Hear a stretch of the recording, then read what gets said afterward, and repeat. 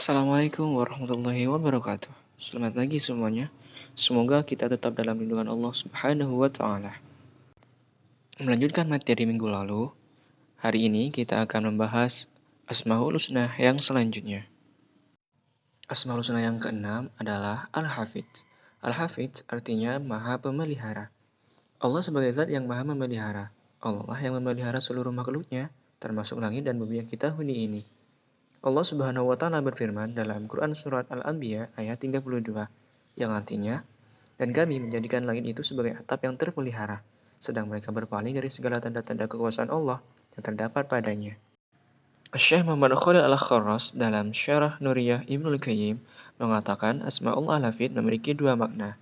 Yang pertama, bahwa dia menjaga, memelihara apa yang dilakukan oleh hambanya, berupa amal baik atau amal buruk, yang ma'ruf atau yang mungkar, taat atau maksiat. Yang kedua, bahwa Allah adalah Al-Hafidz, yakni yang menjaga hamba-hambanya dari segala hal yang tidak mereka sukai. Allah menghendaki agar manusia mampu mengambil keteladanan dari sifatnya itu, sebab Dia telah menganugerahkan potensi kepada kita untuk dapat melakukannya.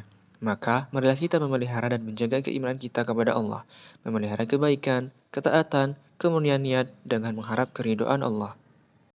Lalu, bagaimana cara kita meneladani Asmaul Husna Al-Hafidz? Yang pertama adalah menjaga iman dan takwa kita kepada Allah, menjaga diri kita dari maksiat, dan menjaga bumi kita agar tetap hijau dan sehat dengan tidak merusak alam. Asmaul Husna yang ketujuh adalah Al-Rafi. Al-Rafi artinya yang maha meninggikan. Allah Al-Rafi artinya zat yang maha mengangkat atau meninggikan derajat hamba-hambanya.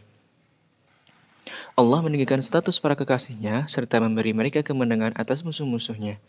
Imam Al-Ghazali memaknai Al-Rafiq sebagai zat yang meninggikan orang-orang mukmin dengan kebahagiaan dan surga, atau meninggikan para walinya dengan kedekatan kepadanya.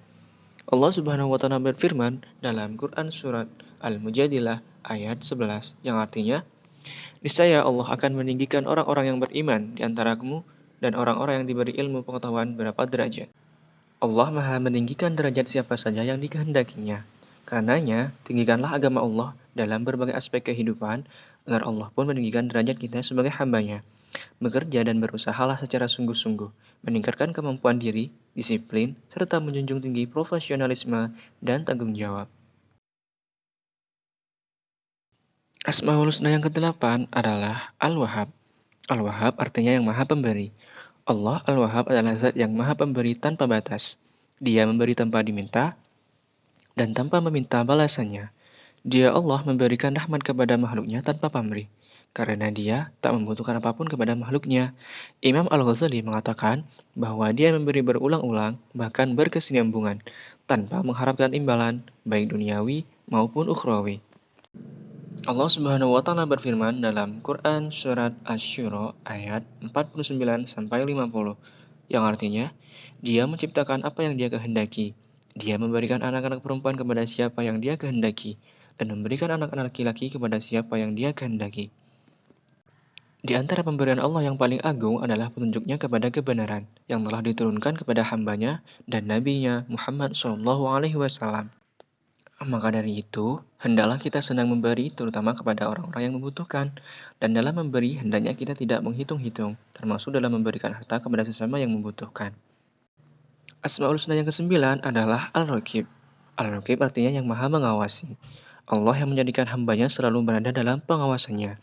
Syekh Abdurrahman As-Sa'di rahimahullah berkata, Al-Raqib adalah zat yang maha memperhatikan dan mengawasi semua hambanya ketika mereka bergerak maupun ketika mereka diam, apa yang mereka sembunyikan maupun yang mereka tampakkan, dan mengawasi semua keadaan mereka.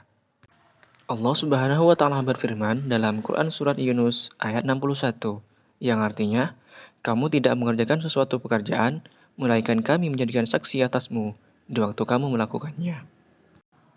Pengawasan Allah bersifat menyeluruh dan total. Dia menjaga segala sesuatu, mengawasinya, hingga tidak ada sesuatu pun yang luput darinya. Dengan memahami dan menghayati asma Allah Al-Raqib, akan tumbuh dalam diri seseorang pengawasan dan kontrol terhadap pembuatan lahiriah maupun batiniah.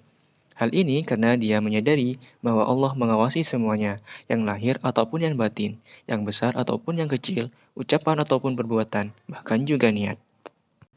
Asmaul Husna yang ke-10 adalah Al-Mubdi. Al-Mubdi artinya yang maha memulai. Allah lah yang memulai semuanya, memulai keberadaan alam beserta isinya melalui kemampuannya mencipta. Dia menciptakan sesuatu dari tiada, maka wujudlah segala yang dikehendakinya. Sebagaimana diciptakan Nabi Adam sebagai manusia yang paling awal, diciptakan oleh Allah Subhanahu wa taala.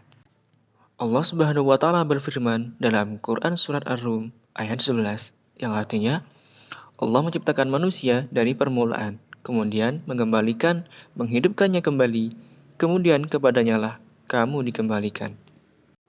Allah menciptakan alam dan manusia dengan sempurna dan sebaik-baiknya, tanpa ada contoh sebelumnya. Coba kita bayangkan, bagaimana Allah menciptakan makhluk hidup, disertai dengan bermacam-macam perkembangannya, agar mereka tidak cepat punah. Allah Subhanahu wa taala berfirman dalam Quran surat Al-Ankabut ayat 19 yang artinya, dan apakah mereka tidak memperhatikan bagaimana Allah menciptakan manusia dari permulaannya, kemudian mengulanginya kembali? Sesungguhnya yang demikian itu adalah mudah bagi Allah. Allah Maha memulai, maka marilah kita meneladaninya dengan memulai untuk banyak berbuat dan mulai mempersiapkan diri dalam segala hal.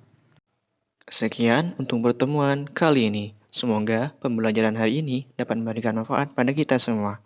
Wassalamualaikum warahmatullahi wabarakatuh.